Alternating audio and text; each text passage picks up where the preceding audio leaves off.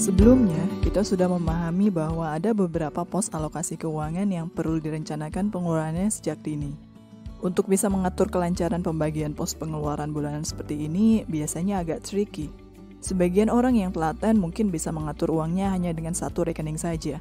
Namun, bagi saya pribadi, punya satu rekening bank agak menyulitkan. Untuk itu, agar bisa memaksimalkan anggaran lebih baik lagi, akan lebih mudah jika kita memiliki paling tidak 3 rekening terpisah. Yang pertama, rekening khusus dana darurat. Kita bisa tempatkan dana darurat di deposito. Deposito mungkin tidak memberikan imbal hasil yang besar jika dibandingkan dengan reksadana atau saham.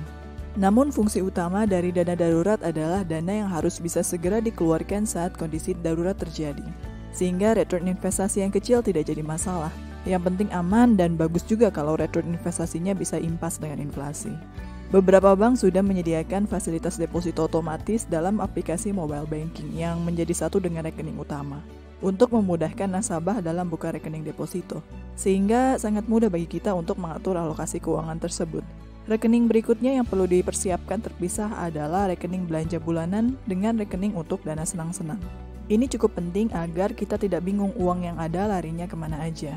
Rekening buat beli beras bulanan jangan disamakan dengan rekening buat beli kopi di kafe. Nah, sekarang dengan semakin canggihnya dunia perbankan, beberapa bank sudah menyediakan fitur pembuatan rekening terpisah dalam satu aplikasi saja. Jadi kita nggak perlu ribet buka rekening di banyak bank.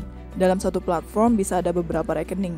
Bahkan ada juga satu rekening khusus yang didedikasikan untuk bisnis. Jadi coba tanyakan ke bank yang jadi tujuanmu ya, apakah sudah punya fitur multi rekening ini atau belum. Karena ini akan sangat membantu dan memudahkan kita dalam mengatur pos alokasi keuangan. Idealnya, setiap pos alokasi keuangan apapun perlu dibuatkan rekening terpisah, meskipun tentunya tidak semua harus di bank. Misalnya untuk tujuan jangka panjang lebih dari 20 tahun seperti dana pensiun, baiknya tidak ditaruh di perbankan. Bisa coba dialokasikan di reksadana campuran atau reksadana saham. Karena masa waktunya masih panjang, sehingga kita bisa menggunakan instrumen investasi dengan return yang sedikit lebih tinggi dan resiko yang tetap terukur. Untuk alokasi asuransi dan pembayaran cicilan bulanan, bisa langsung menggunakan fitur auto debt dari rekening utama. Nah, dengan begini akan lebih mudah melacak pengeluaran kita kemana saja dan menghindari kita dari pengeluaran-pengeluaran siluman. Begitu aja kok, gampang kan atur uang? Ya, lebih susah lagi cari uangnya sih sebenarnya, ya kan?